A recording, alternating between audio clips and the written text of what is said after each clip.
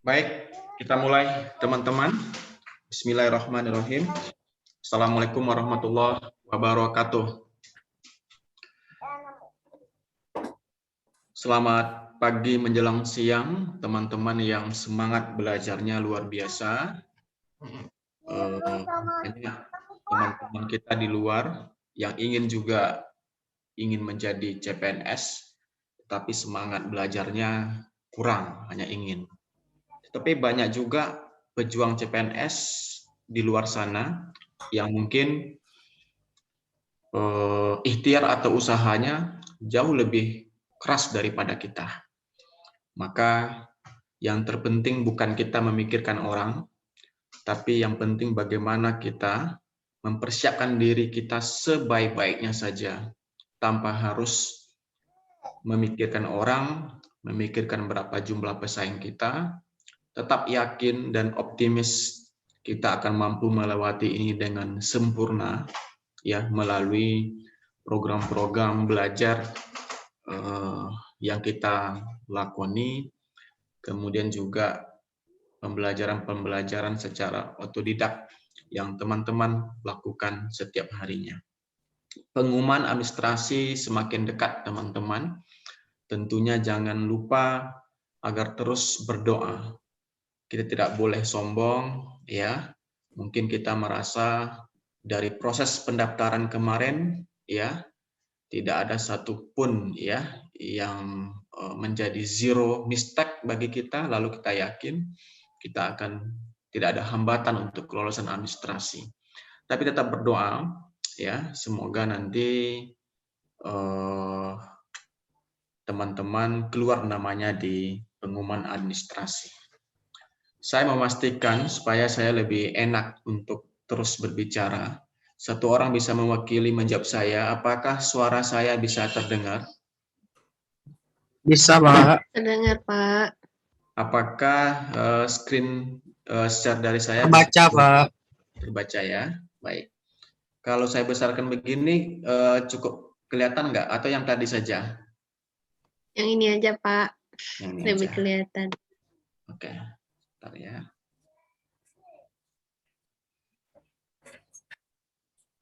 Oke, sebentar. Oke, saya lanjutkan. Ya, barusan 2 hari yang lalu kita lagi-lagi dikejutkan oleh keputusan BKN melalui peraturan dari Kemenpan. Ya, jadi kalau kita pikir-pikir begitu banyak surprise dan surprise yang diberikan oleh BKN kepada kita, yang intinya kita tidak boleh mengeluh, tidak boleh menyalahkan. Yang nama pejuang harus siap di kondisi apapun, ya. Mohon perhatian dulu kepada peserta agar kerjasamanya untuk menonaktifkan speakernya agar ini bisa berjalan dengan baik. Oke, terima kasih. Ya, TWK kita sama-sama sudah melihat ada perubahan-perubahan di kisi-kisi. Kembali dimasukkan bahasa Indonesia menjadi kisi-kisi dalam soal. Tentunya akan kita persiapkan dengan baik kisi-kisi tersebut, ya, pembelajaran bahasa Indonesia. Ketika kemarin kita sudah mulai melupakan bahasa Indonesia, maka dari sekarang teman-teman harus kembali. Masih ada yang aktif speakernya, saya nggak bisa lanjut.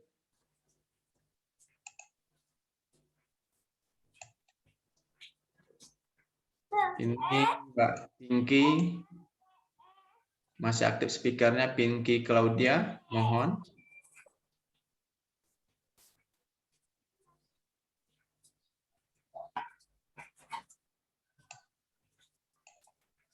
Kalau saya tidak enak meng-mute-kannya, Mepi Tama Cindy dinonaktifkan.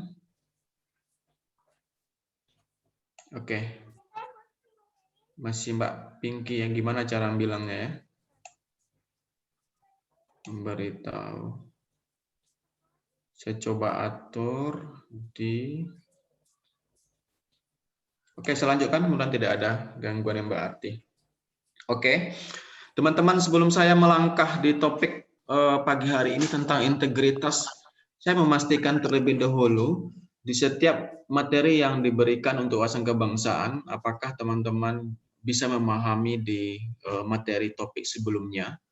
Makanya saya tidak mau melangkah ketika yang kemarin kita masih ada kendala ataupun hambatan-hambatan. Ya, saya masih paham, ya, masih sulit kita membedakan ya apa yang disebut dengan contoh-contoh nasionalisme, bela negara dan patriotisme. Ya, hari ini saya berusaha untuk lebih memudahkan pembahasannya nanti.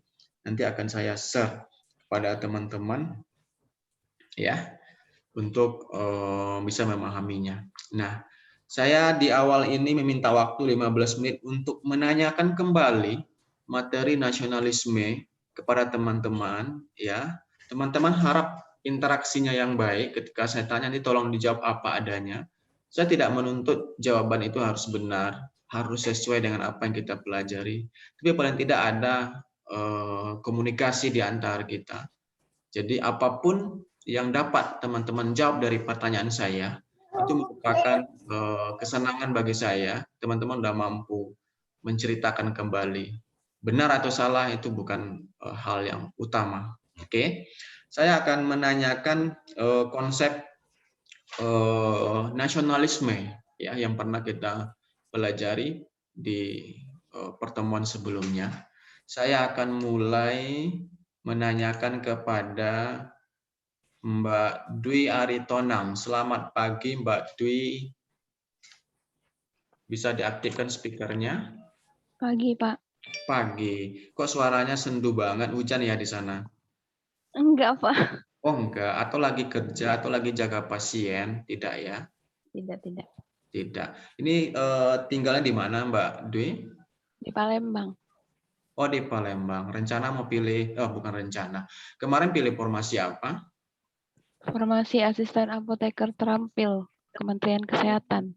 Gitu. Tidak ada mistake ya pada waktu pendaftaran ya? Mudah-mudahan tidak, Pak. Iya, baik. Yuk, jawab pertanyaan saya. Mbak Dwi, coba jelaskan lagi kepada saya, apa pengertian bangsa dan negara menurut Otto Bauer? Bangsa Jawab dan aja, negara. tidak perlu dilihat bukunya lagi. Pokoknya kalau misalkan nggak dapat, ya apa yang terlintas di pikiran Mbak saja, nggak masalah. Kita kan ingin suasana cair di kelas ini. Menurut Otto Bauer kan itu ada, ketika kita belajar nasionalisme, kita kan kemarin belajar dulu pengertian bangsa dan negara. Lalu menurut Otto Bauer, bangsa dan negara itu apa gitu loh. Ayo, yang terlintas di pikiran Mbak Dwi saja, ya. Walaupun nanti jawabannya tidak sesuai. Silakan Mbak Dwi. Enggak ingat saya, Pak. Nggak ingat. Yang Mbak ingat apa saja kalau nggak usah menurut Otto Kalau Bauer. dari nasionalisme yang saya ingat, nasionalisme itu kesetiaan yang mendalam akan cinta tanah air gitu aja. Oke, kalau Mbak Dwi cinta tanah air nggak? Cinta lah, Pak. Cinta. Pernah buang sampah sembarangan nggak? Nggak pernah, mungkin waktu masih Masih belum belum tahu seumuran arti ini ya. nasionalisme ya? Belum Kalau udah tahu seumuran arti sekarang nasionalisme, ini. nggak mau lagi. Oke, oke. Terima kasih Mbak Dwi ya. Tetap jaga Iya, Pak. kesehatan. Semoga Palembang baik-baik saja. Lalu Mbak Geni, selamat pagi Mbak Geni.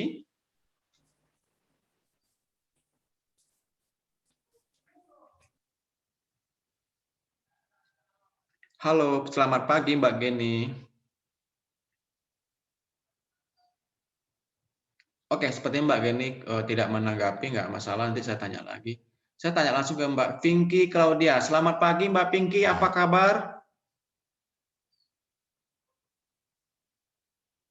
Pagi, kabarnya Pagi, baik. baik. Lagi ngapain sekarang ini? Lagi sama anak-anak ya? Iya, lagi sama anak-anak sambil Iya, nggak masak. masalah. Yang tetap belajar, kita pun memaklumi ya, tetap belajar walaupun menjaga anak-anaknya. Bisa saya memberikan Ya, pertanyaan ini Mbak Pinky? boleh. Boleh. Mbak Pinky di mana? Di Malaysia ya, bukan? Oh enggak, saya di Batam, Kepulauan Riau. Oh, di Batam. Baik. Mbak Pinky, sebutkan 3 contoh sikap nasionalisme yang Mbak Pinky ketahui dalam kehidupan sehari-hari ini, sikapnya. Berarti ini actionnya ya? Iya, actionnya. Tapi tahu dulu artinya, kalau nasionalisme itu kan hanya sebatas rasa ya. Rasa. Apa ya? Nah, harus dong, kalau enggak nanti saya nggak mau ya, ulangi lagi nasionalisme pelajaran kita. Kalau untuk dipraktikkan di dalam kehidupan sehari-hari ya berarti ya? Iya. Oke, ini menurut saya ya, nggak tahu nih benar atau enggak. Nasionalisme dalam kehidupan sehari-hari itu berarti dalam hal kecilnya aja pemilu. Oh, pemilu, terus? Itu menurut saya ya. Iya. Ikut pemilu maksudnya kita sebagai warga kita punya hak dan kita punya hak untuk mengikuti pemilu dan kita punya kewajiban juga untuk ikut pemilunya. Boleh, ya. Terus apa lagi? Kedua apa ya?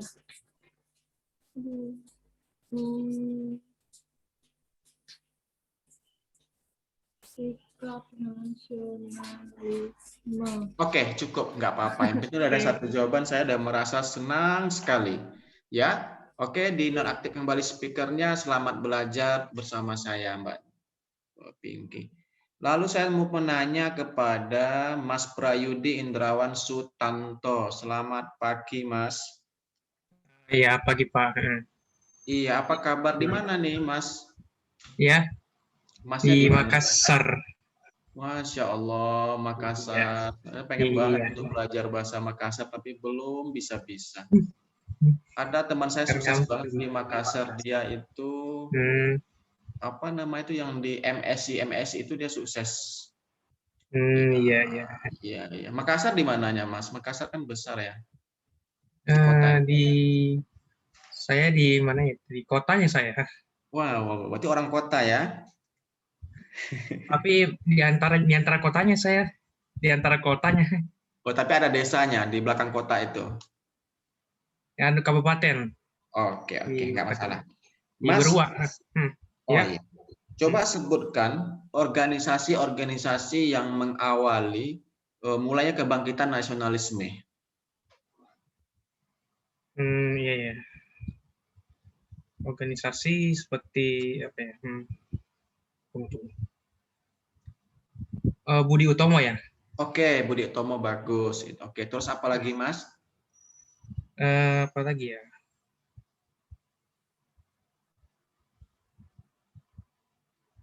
Maaf, cuma itu aja yang saya tahu.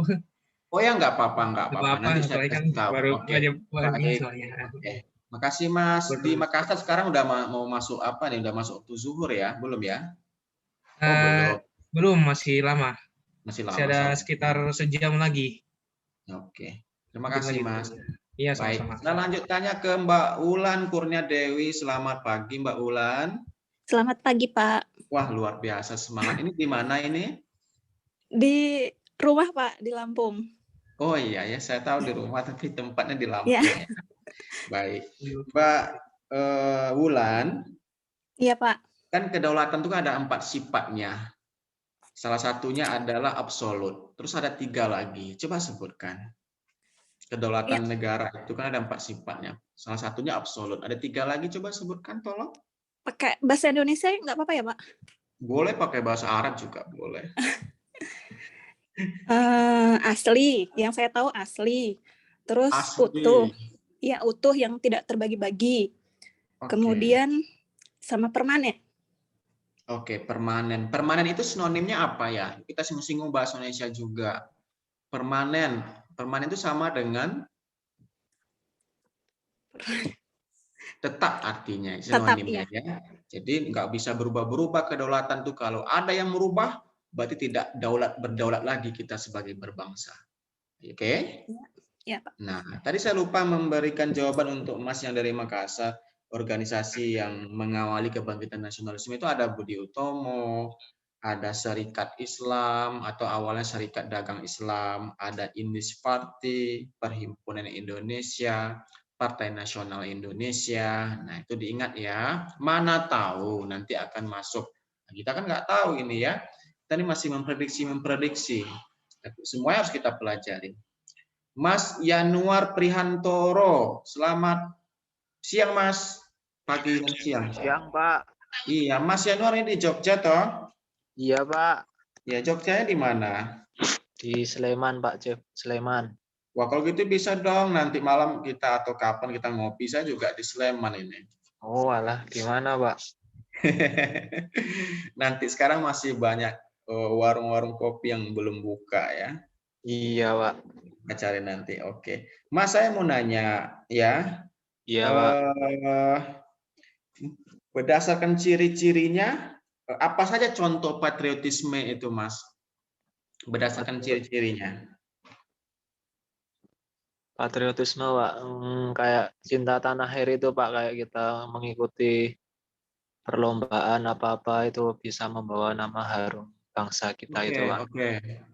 Bagus. Berarti sekarang yang tim bulu tangkis kita yang ada di Tokyo itu, mereka berjuang itu bela negara, nasionalisme, atau patriotisme itu, Mas, yang lebih tepatnya? Yang mana? Jadi misalkan ada soal begini, tim bulu tangkis Indonesia sekarang ini sedang berjuang mati-matian memperebutkan tiket untuk semifinal, katakanlah begitu.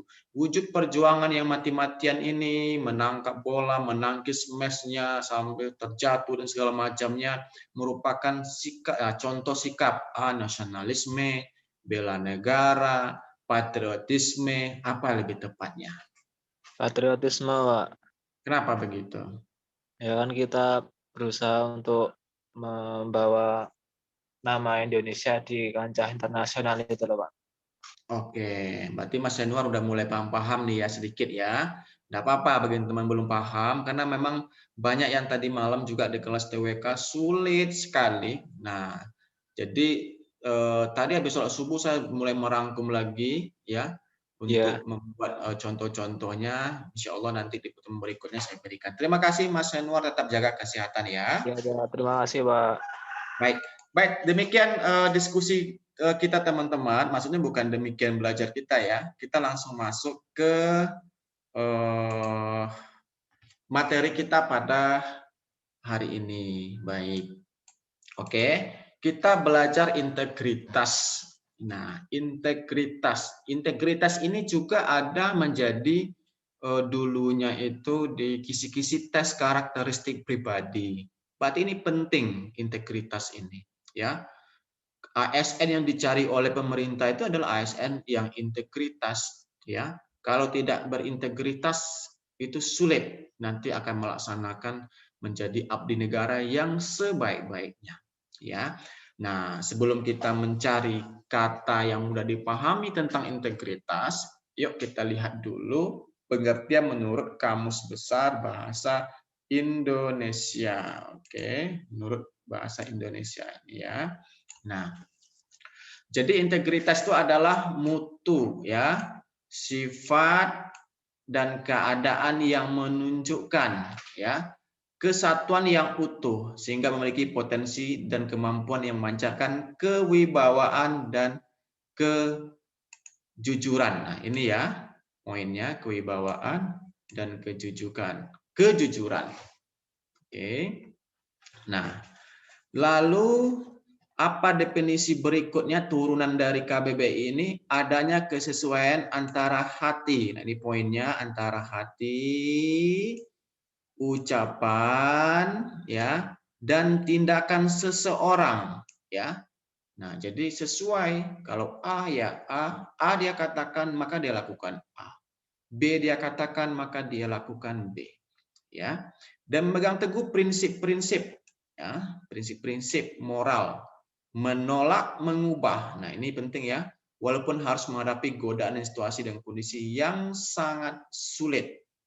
Nah, jadi seorang ASN yang tidak mau menerima sogokan, yang tidak mau menolong saudaranya untuk urusan-urusan tertentu walaupun dia punya jabatan, berarti dia adalah ASN yang berintegritas. Nah, jadi apa lawan kata dari integritas? Yaitu munafik. Aduh, kejam sekali ya. Kalau kita tidak berintegritas, maka munafik. Makanya kalau teman-teman mungkin sebagai seorang muslim, ya coba saja. Kita kan pernah belajar apa sih sifat-sifat atau ciri khas orang yang munafik itu. Berkata, tidak pernah selalu berbohong, berjanji selalu ingkar, ya, nah, dan lain sebagainya. Itu ya. Sebentar saya harus balas WA dulu.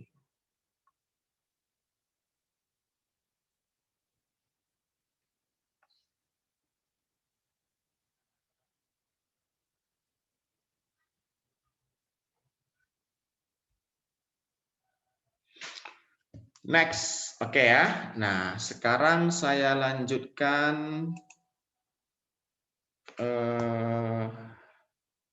berikutnya. Nah, ini dimensi utama integritas, ya. Dimensi utama integritas. Ini yang coret-coret ini kelihatan ya? Iya, ada kelihatan coret-coret nggak di layar teman-teman? Kelihatan, Pak. Ada ya. Maklum lah saya ini kan masih baru, dulu biasa pakai host. Saya hapus dulu.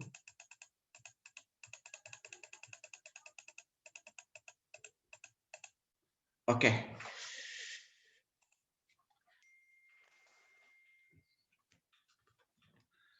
Satu, ada dimensi kejujuran, ya. dimensi kejujuran, ya.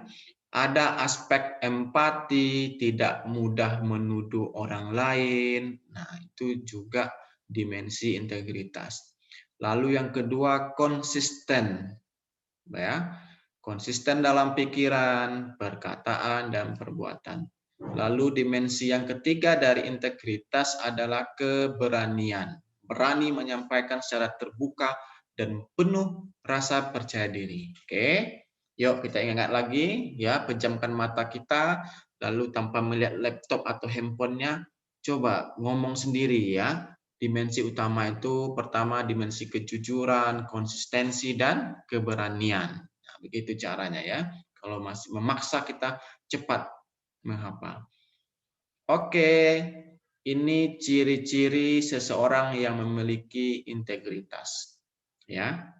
Jadi dengan memperhatikan ciri-ciri ini nanti, mudah-mudahan kita bisa mulai masuk ke contoh-contoh soal, ya, nantinya. Baik, pertama, apabila berjanji selalu menepati. Nah, ini juga tadi sudah diterangkan. Berjanji selalu menepati. Tidak pelin-pelan, oke, tidak pelin-pelan. Oke, berarti komitmen. Dan taat, ini bukan asa, nih, taat aturan ini, ya. Salah, aturan. Lalu memiliki komitmen yang teguh dan bertanggung jawab. Nah, satu kata, satu perbuatan, jujur dan terbuka, menghargai waktu, menjaga prinsip-prinsip dan nilai yang telah diyakini. Kalau saya jelas satu persatu, kalau ini teman-teman udah tahu lah. Nanti penjabaran soalnya seperti apa. Berjanji. Pelin-pelan juga teman-teman juga pasti sudah tahu. Komitmen. Nah, nanti kita lihat soalnya. Ya, satu kata, satu perham. Semua ini kayaknya kalau kita lihat hampir mirip-mirip, ya. Oke, hampir-hampir mirip ini. Tidak pelin-pelan, ya sama dengan satu kata, satu perbuatan. Kan begitu, ya. Kemudian nilai-nilai telah diyakini, berarti nilai-nilai kebenaran, ya. Kita jaga itu. Ya, baik nilai kebenaran agama maupun nilai-nilai kebenaran yang ada di lingkungan kita secara adat istiadat itu juga. Kalau ini tadi sudah kita pelajari, oke, di awal.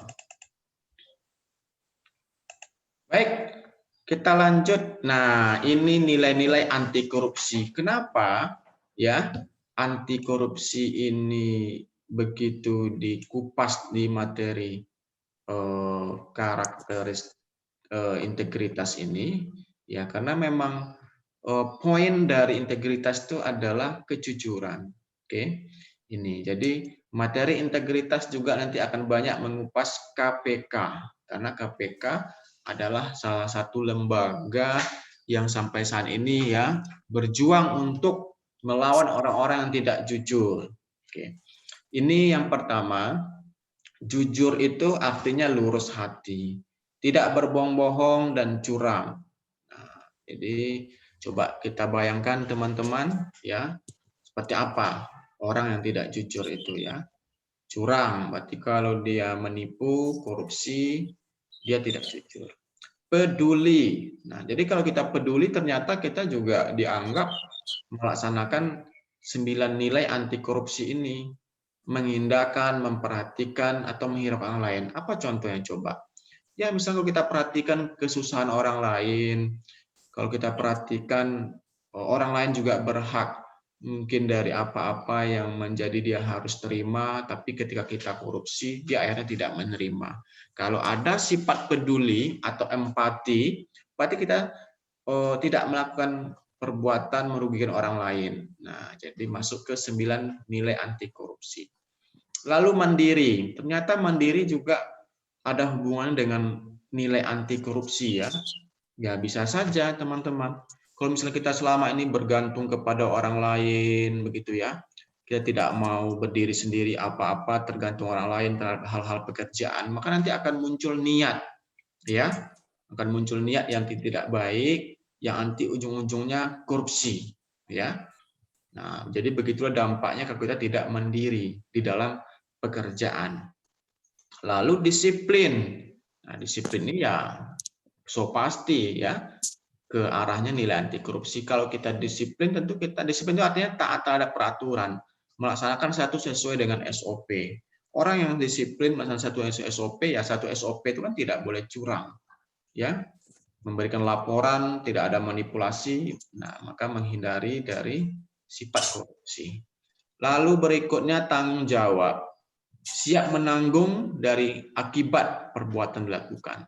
Nah, sekarang ini kan banyak orang yang hanya mau melakukan tapi tidak mau bertanggung jawab atas perbuatan-perbuatannya. Jadi dia melanggar, ya. Lalu kerja keras, gigih dan fokus dalam melakukan sesuatu, tidak asal-asalan. Ya. Nah, jadi begitu. Semoga teman-teman yang ada di kelas ini orangnya fokus, gigih, tidak asal-asalan. Sederhana. Kalau kita sederhana, teman-teman, percayalah, yang namanya keinginan untuk berkorupsi itu nanti akan jauh.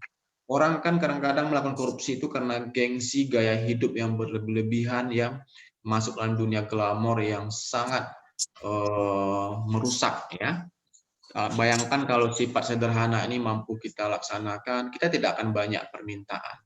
Yang pokok-pokok saja terpenuhi, itu udah alhamdulillah, ya. Ada rezeki yang berlebih, maka alhamdulillah juga. Tidak ada keinginan yang lain, karena gengsi yang berlebihan itu biayanya mahal. Jadi ketika kita tidak uang, ya, pemasukan kita tidak sesuai dengan gaya kita, maka ini yang terjadi. Korupsi untuk mendapatkan uang. Lalu berani. Berani itu tidak gentar menghadapi masalah. Teman-teman harus berani, ya, di setiap apapun, asalkan kita yakin kita benar.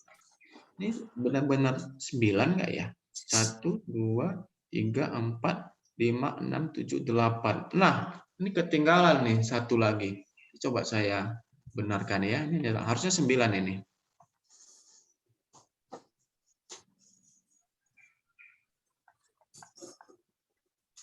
Nah, ini contoh besar, ya, yang bertentangan dengan sikap integritas adalah, bentar ya, contoh besar yang bertentangan dengan sikap integritas adalah korupsi. Nah, ini korupsi ini bertentangan dengan sikap integritas. Jadi korupsi ini yang akan menjadi kupasan kita banyak, ya, di materi integritas ini.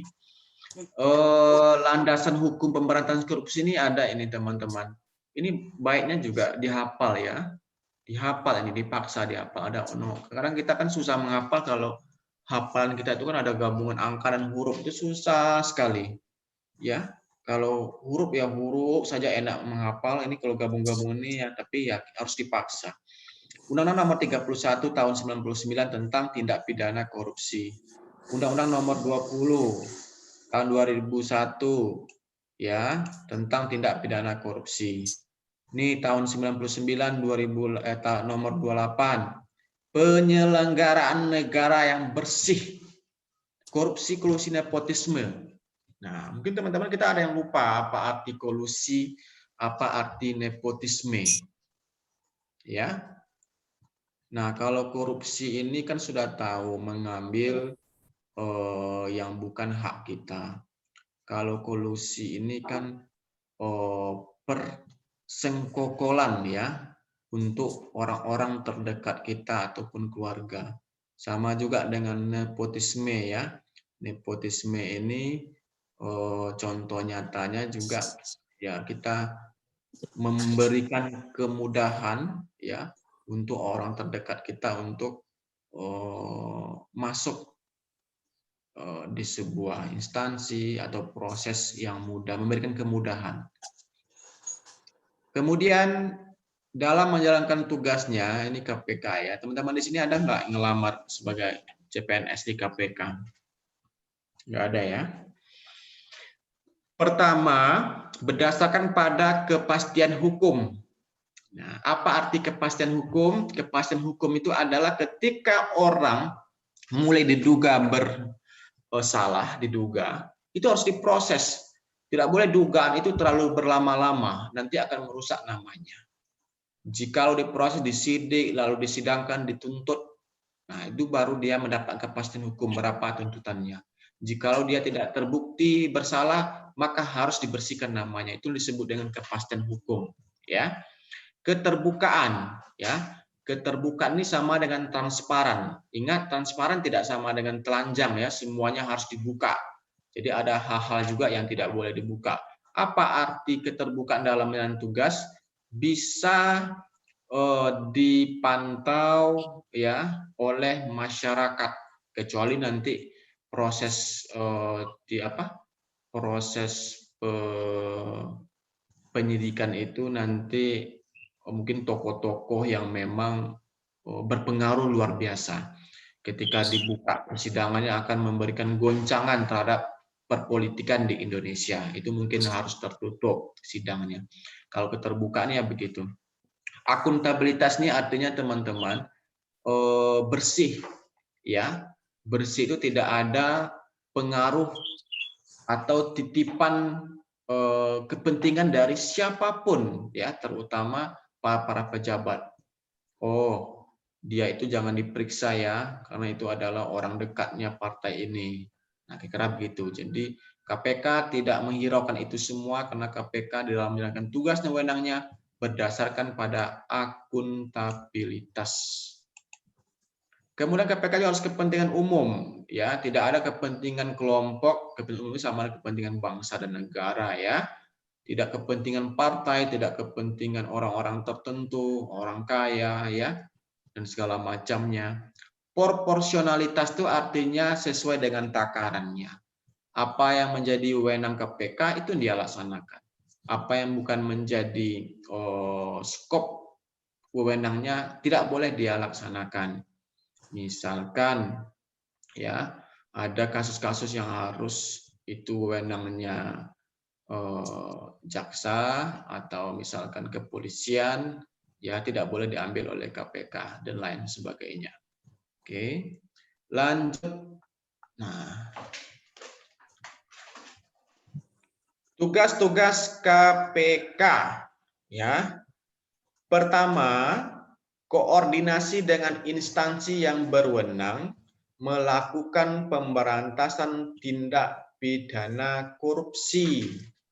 Nah, begitu ya, koordinasi dengan instansi yang berwenang melakukan pemberantasan tindak pidana korupsi. Instansi yang berwenang itu apa maksudnya ya? Misal diduga di kementerian tertentu ada pegawainya yang terindikasi korupsi, maka KPK lakukan koordinasi, mungkin dari pimpinannya atau lain sebagainya.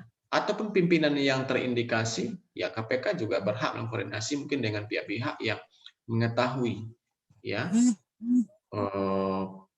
kasus tersebut ya. Supervisi ini artinya memantau atau meninjau, ya, memantau atau meninjau terhadap instansi. Mempendidikan, melakukan tindak pidana pencegahan. Nah, tindak pidana pencegahan ini penting teman-teman ketahui. Dia ada pemberantasan, ada pencegahan. Kalau pemberantasan itu berarti sudah ada objek yang terbukti korupsi, maka itu harus diberantas. Diberantas dengan apa? Dihukum atau diselidiki sampai dia mendapatkan kepastian hukum. Lalu sampai ke kroni-kroninya dari peristiwa korupsi tersebut dilakukan, itu disebut pemberantasan. Jadi pemberantasan itu artinya ketika ada orang yang korupsi, tidak hanya serta-merta pemeriksaannya sebatas orang tersebut, maka harus dikembangkan. Mungkin atau andai saja perbuatan korupsi ini dilakukan secara bersama-sama atau melibatkan beberapa pihak. Itu namanya pemberantasan. Kalau pencegahan itu sebelum terjadi, teman-teman ya. Sebelum terjadi, KPK harus sering melakukan sosialisasi anti korupsi, kampanye ya, bahwa korupsi itu sangat merugikan negara kita. Monitor ya, monitoring itu artinya pemantauan secara berkala, mengevaluasi secara berkala terhadap penyelenggara pemerintah negara, mulai dari laporan kekayaan penyelenggara negara, laporan keuangan pengeluaran sebuah instansi, itu maksudnya. Ini tugas, ini wewenang. Tadi kan ada di sini wewenang KPK itu di dalam tugasnya dan wewenangnya KPK berdasarkan pada ya. Nah, proporsional dan segala macam itu. Nah, ini wewenangnya. Jadi ini saja. Jadi KPK itu harus proporsional. Ketika dia melaksanakan ini saja, berarti dia proporsional. Tapi kalau sudah lebih daripada itu, berarti tidak proporsional. Oke. Berkoordinasi atau mengkoordinasikan penyelidikan dan penuntutan tindak pidana korupsi. Oke. Menetapkan sistem pelaporan dalam kegiatan pemberantasan tindak pidana korupsi. Meminta informasi tentang kegiatan pemberantasan tindak pidana korupsi kepada instansi terkait. Bisa data-data, maka kita lihat berita televisi ketika diduga kepala di instansi tersebut korupsi, kan KPK mulai menggeledah. Ya, menggeledah itu kan harus berkoordinasi, tidak boleh langsung masuk saja ke ruangan, tetap ada koordinasi walaupun KPK dilindungi ya di setiap pelaksanaan tugasnya. Ini penting, dengar pendapat ya.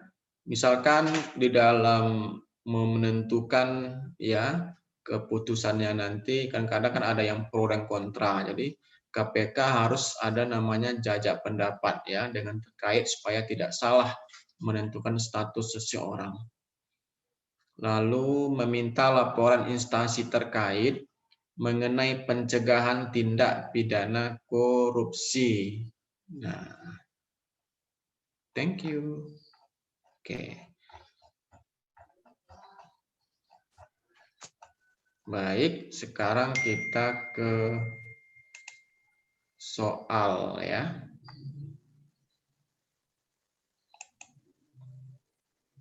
Kelihatan teman-teman soalnya? Kelihatan. Oke, kita fokus soal pertama dulu ya. Teman-teman baca lalu dijawab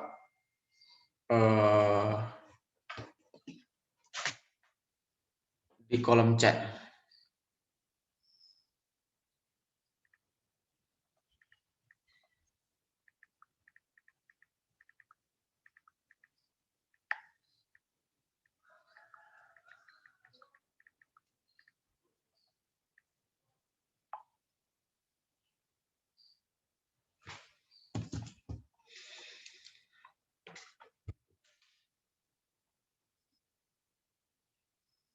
Silakan.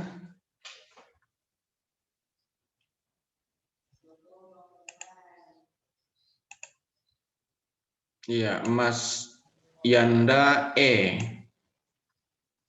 Sumpah setia seorang ASN ya terhadap NKRI dan Pancasila merupakan kewajiban yang harus dilakukan oleh pejabat negara. Dasar sumpah ini bukan pemuda ya. Bukan pemuda nih. Dasar sumpah seseorang tersebut ya. Bukan dasar sumpah tersebut bagi seorang ASN adalah, ini pemuda yang tidak ada ya. Adalah A. Pancasila sebagai wawasan hidup bangsa. Pejabat negara harus setia kepada NKRI. Pancasila merupakan landasan hukum bangsa. Ya, NKRI dan Pancasila adalah warisan budaya bangsa. Pancasila penting dalam membentuk perilaku ASN. Oke, apa jawabannya teman-teman?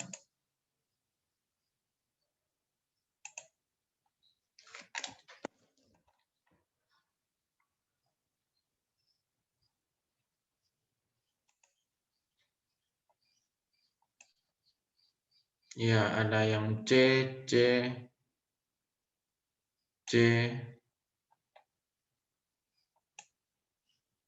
Ada yang A juga. Ya, kebanyakan. Ada E, ada C, ada B nggak ada. A ada. Berarti ACE, ada yang memilih ACE. Nah, kita lihat dulu, kita kupas di sini ya. Kan? Sumpah setiap orang ASN dan NKRI Pancasila merupakan kewajiban, wajib. Ya, berarti kita bersumpah kalau kita itu setia nanti terhadap NKRI ini. Apa dasar sumpah tersebut? Nah, dasarnya apa? Kepada dasar sumpah itu. Dan ini kan Pancasila ya. Pancasila sebagai wawasan hidup bangsa, Pancasila negara, pejabat negara setia terhadap NKRI, ya. Pancasila merupakan landasan hukum bangsa, NKRI dan Pancasila adalah warisan budaya bangsa, ini nggak ada hubungannya. Pancasila penting dalam membentuk perilaku ASN, ya, terlalu sekolah kecil ya. Jadi yang lebih tepat adalah Pancasila merupakan landasan hukum bangsa. Jawabannya C ya teman-teman ya.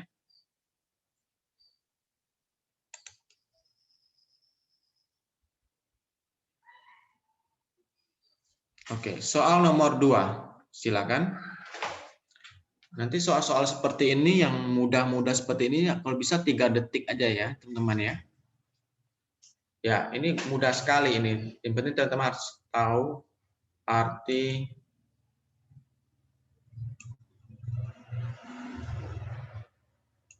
monggo.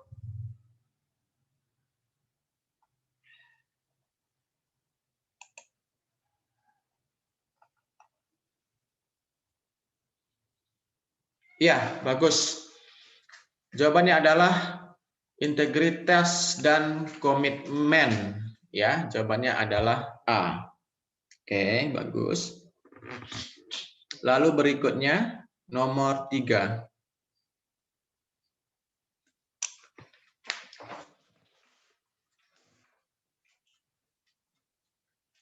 Amanat Pancasila dalam membangun integritas warga yang merujuk pada sila kedua, menunjukkan etika dalam apa? Sila kedua itu kemanusiaan yang adil dan beradab. Kemanusiaan yang adil dan beradab.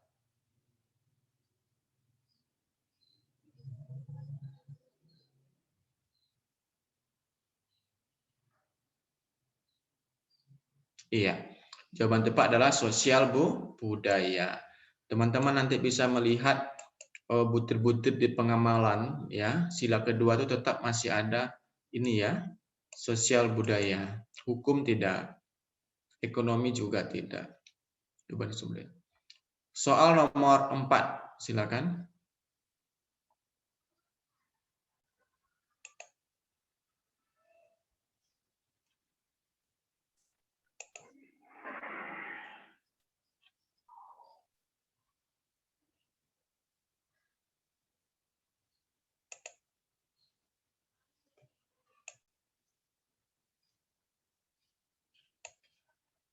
Iya, ASN dalam bertindak harus berlandaskan peraturan yang berlaku dan menjamin kerahasiaan negara selain sumpah dan jabatan yang melekat.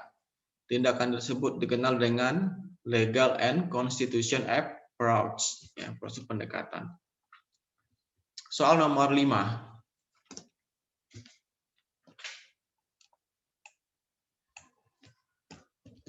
Silakan.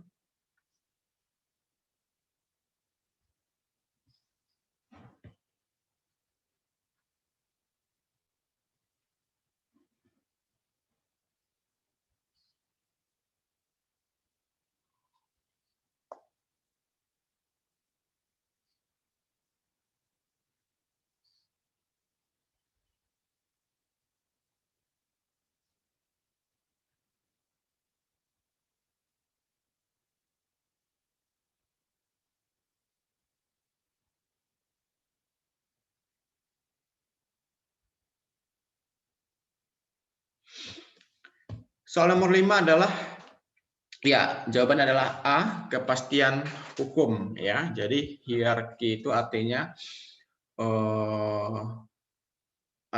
garis ya. Jadi garis yang menata urutan peraturan undangan mulai dari Undang-Undang Dasar 45 sampai ke peraturan desa itu dalam rangka apa ya? Ya dalam rangka kepastian hukum. Oke. Gitu ya. Soal nomor 6, monggo, silakan. Religious approach.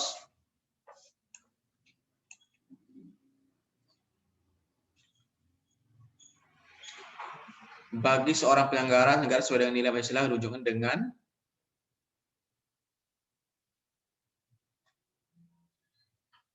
Ayo, sumpah jabatan sesuai dengan agama dan keyakinan, meyakini Pancasila sebagai pedoman hidup berbangsa dan bernegara, menjalankan aktivitas keagamaan di sela-sela pekerjaan, ikut serta dalam kegiatan keagamaan sesuai dengan agama yang dianutnya. Iya, jawabannya adalah teman-teman A ya, sumpah jabatan sesuai dengan agama dan keyakinan. Itu salah satu pendekatan agama bagi seorang penyelenggara negara yang sesuai dengan nilai Pancasila. Jadi maksudnya di sini, sumpah itu sesuai dengan agama dan keyakinannya. Tidak boleh berdasarkan satu model sumpah yang agama mayoritas misalkan. Nah, begitu. Soal nomor 7. Silakan.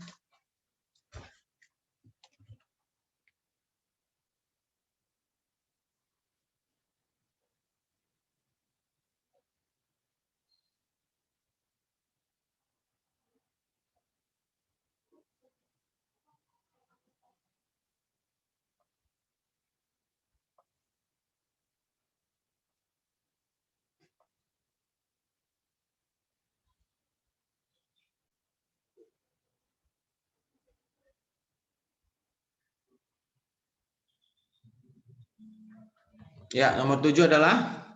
Iya, gampang sekali ya. Soal nomor 8.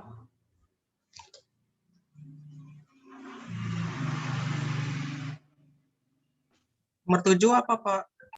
Nomor 7A, Mas. Kejujuran ya. Keutamaan harus dinilai kejujuran. Nomor 8. Sikap yang menunjukkan kesatuan yang utuh sehingga memiliki potensi dan kemampuan yang memancarkan kewibawaan. Kejujuran disebut dengan gampang ya, integritas. Oke.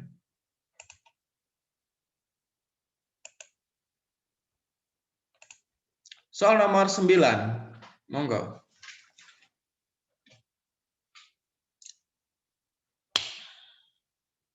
Integritas memiliki dimensi utama ya, yang menunjukkan konsistensi dalam perbuatan. Sesuai dengan apa yang dipikirkan dan dikatakan disebut dengan dimensi kejujuran. Mudah ya. Soal nomor 10, monggo.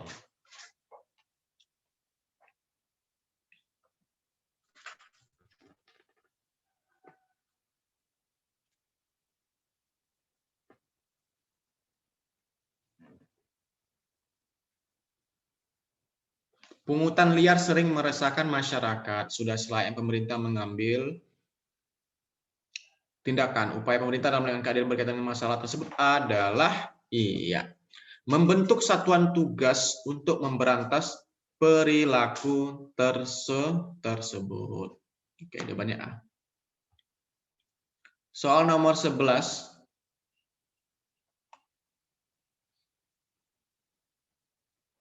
Silakan.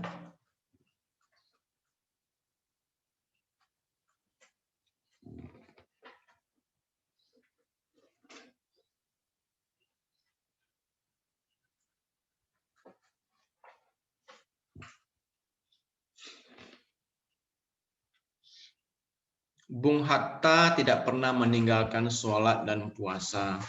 Biasanya kata Wangsa itu temannya mungkin, beliau sholat Jumat di Masjid Matraman. Matraman ya, bukan Mataram. Oke. Yang tidak jauh dari kediamannya. Di Jalan Diponegoro, Jakarta Pusat. Begitu taatnya menjalankan agama tidak heran selama memegang jabatan sebagai presiden, Bung Hatta tidak pernah meninggalkan menggunakan kekuasaannya untuk kepentingan pribadi. Ketika Bung Hatta tidak melakukan haji, segala macam. Nah, apa jawabannya teman-teman? Di sini poinnya, ya. Poinnya adalah nih. Bung Hatta tidak pernah menggunakan kekuasaannya untuk kepentingan pribadi. Kalau yang ini nggak ada nih, hanya jebakan semua. Ya. Dan masalah haji itu juga poinnya tidak di situ ya. Betul-betul ada, cuma jebakan sedikit poinnya ini. Tidak menggunakan kekuasaan untuk kepentingan pribadi. Jawabannya adalah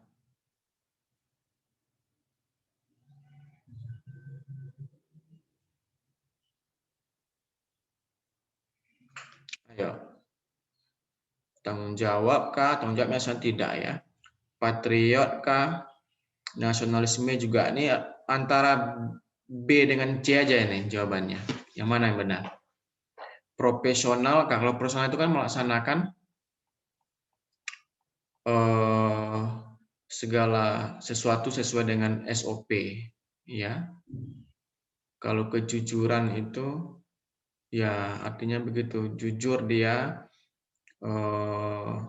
bisa saja dia misalkan memanfaatkan kekuasaannya untuk kepentingan pribadi, tapi dia tidak mau. Berarti dia jawabannya adalah C, jujur ya teman-teman ya, jujur. Kalau dia tidak jujur kan dia bisa menggunakan kekuasaannya untuk kepentingan pribadinya.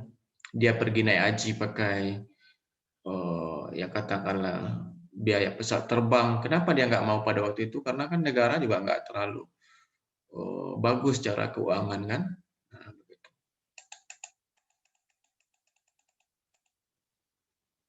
Soal nomor 9. Maaf, saya udah ngelantur ya, udah mulai siang. Soal nomor 12, monggo.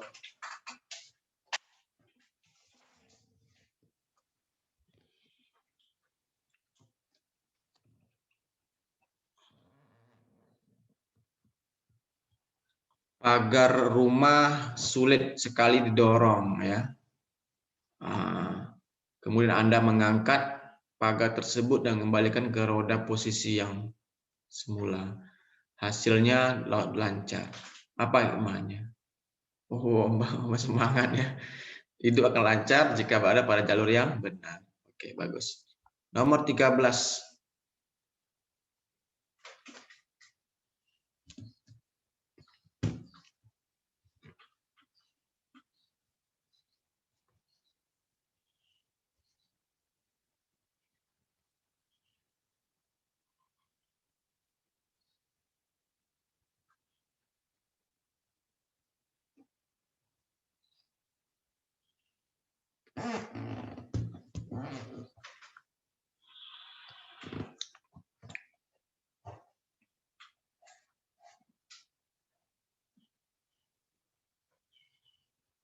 Ya, Indra berjanji akan belikan sepeda jika anaknya berhasil menjadi juara kelas semester ini.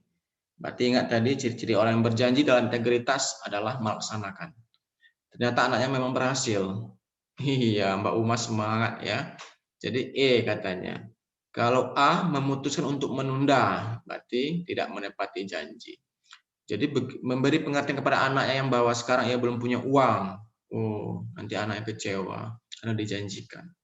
Menyewa, ya, dan akan menggantikannya dengan sepeda yang baru saat memiliki uang. Kapan ya?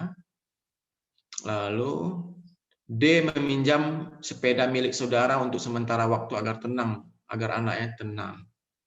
Ya, kalau misalkan saudara nggak punya sepeda gimana? Mencari pinjaman, dan membelikannya sepeda baru. Nah, jadi jawabannya teman-teman itu adalah jawabannya teman-teman adalah yang E.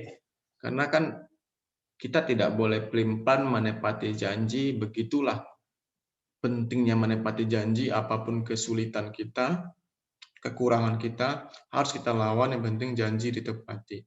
Mencari pinjaman nggak salah, ya berhutang berarti. Yang salah adalah tidak membayar hutang. Dan membelikannya sepeda baru. Itu jawabannya. Soal nomor 14.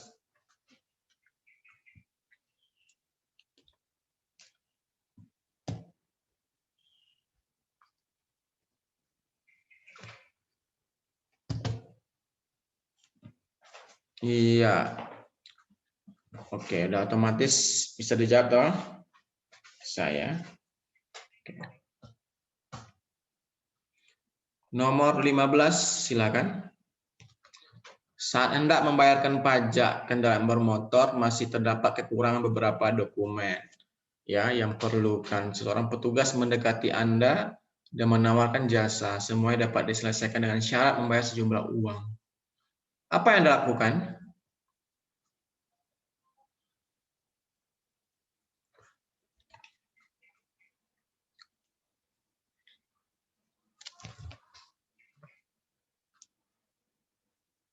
Iya, ya. Segera melengkapi dokumen yang diperlukan dan menolak tawaran tersebut. Itu dalam tes CPNS. Jadi saya yakin teman-teman ya di faktanya sehari-hari ya banyak yang melakukan yang nomor mana? A ya kali ya. Faktanya ya, tapi di dalam tes itu ya yang baik-baik aja ya. C, segera lengkapi dokumen. Kadang orang mikir cuman bayar 50.000 daripada bolak-balik lagi biaya lagi waktu panas bayarin aja. Nah, itu sebenarnya tidak baik. Nomor 16. Nah, ini teman-teman harus paham nih ya.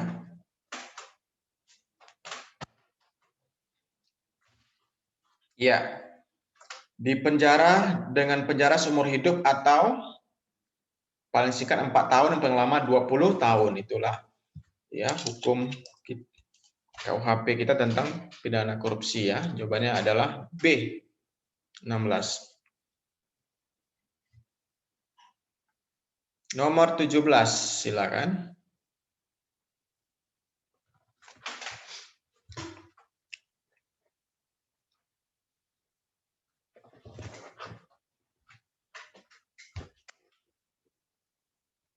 Ya, 16B. 17, topik ditugaskan untuk memberikan pengarahan sekaligus pengenalan tentang perusahaan kepada para pegawai baru. Durasi waktu yang diberi kepada topik adalah 2 jam. Karena satu urusan topik berusaha menjelaskan semuanya dengan cepat sehingga lama selesai. Ini menunjukkan bahwa topik seorang yang jawab ya melakukan korupsi, kreatif dan tidak bertele-tele. Oh, ada yang jawab malahan ya. Jawabannya ya korupsi. Kan waktunya 2 jam. Ya, suatu urusan ini nggak benar ya.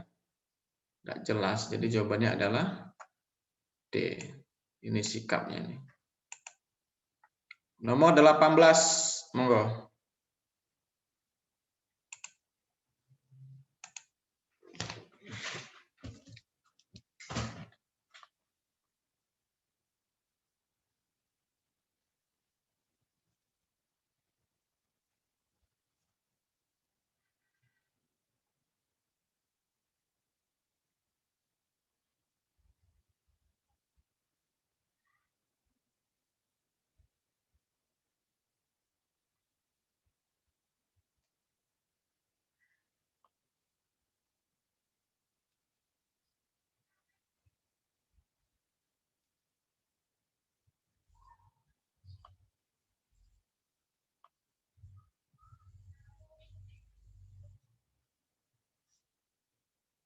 Iya, jawabannya adalah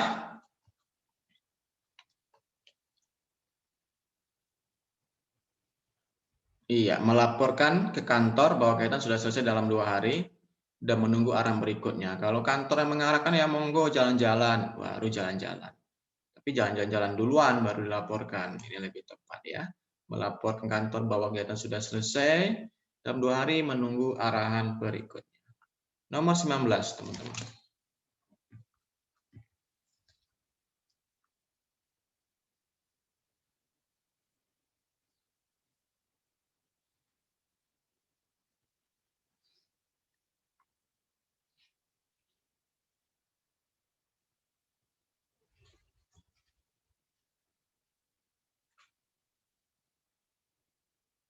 Ya, silakan.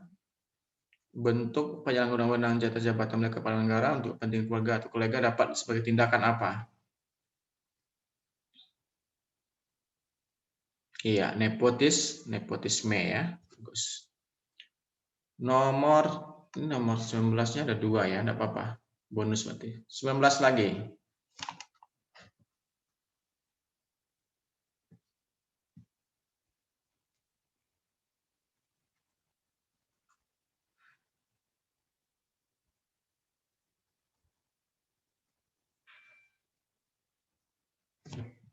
Iya, jawabannya adalah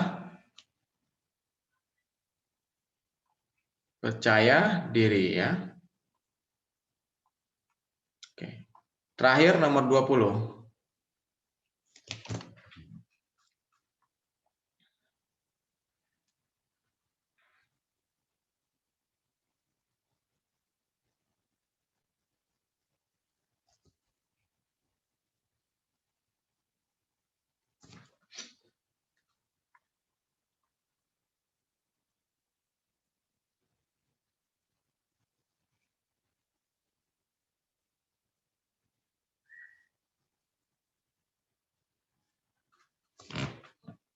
Iya, jawabannya adalah jujur dan berani ya.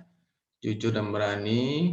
Kenapa jujur dan berani? Dia jujur bahwasanya anaknya telah melakukan kesalahan. Bisa saja dia berbohong karena dia punya jabatan. Oke, baik teman-teman. Ya, 20 selesai. Baik, saya buka sesi tanya jawab. Jikalau ada, saya akan jawab. Kalau tidak mampu saja nanti saya anggap PR. Kalau tidak ada, kita akhiri. Silakan teman-teman.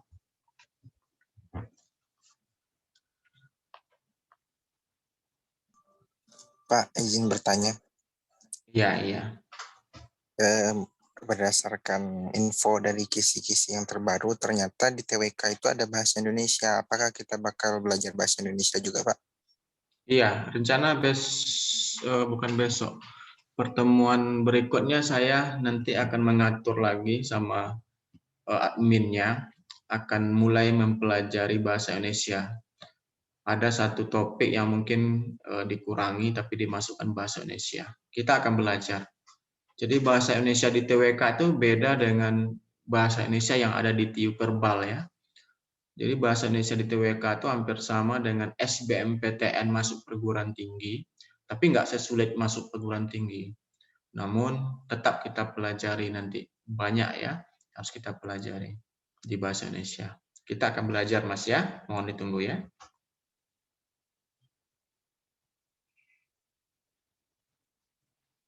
Ada lagi?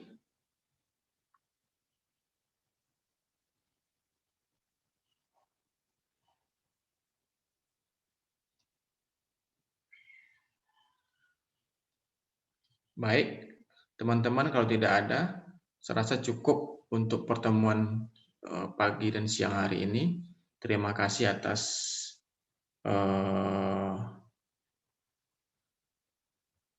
masukan atau partisipasinya.